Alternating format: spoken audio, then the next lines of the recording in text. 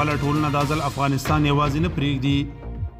د ترکیې د بهرنیو چارو وزیر چاووش مولود اوغلو په خپلو تازه څرګندونو کې ویلي چې نړیواله ټولنه داځل افغانستان یوازې نه پرېږدي. د اوغلو په خبره په نږدې راتلونکي کې به د څو نورو اغیزمنو هیوادونو د بهرنیو چارو له وزیرانو سره یو ځای افغانستان ته سفر وکړي او د خپل دغه پلان شوي سفر په ترڅ کې به د افغانستان اسلامي امارت له مشرانو سره وګوري او په یو لړ مهمو مسایلو به ورسره خبرې وکړي.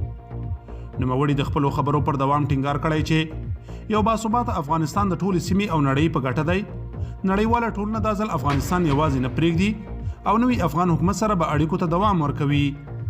باید وویل شي چې د ترکیې بهرنیو چارو وزیر داسې مهال دغه څرګندونې کوي چې د امیر خان متقي په مشرۍ لوړپوړی افغان پلاوی د قطر په سفر دی او هلته د امریکا په ګډون د یو شمېر هیوادونو او سازمانونو له استازو سره د اړیکو په هکله خبرې کړې دي.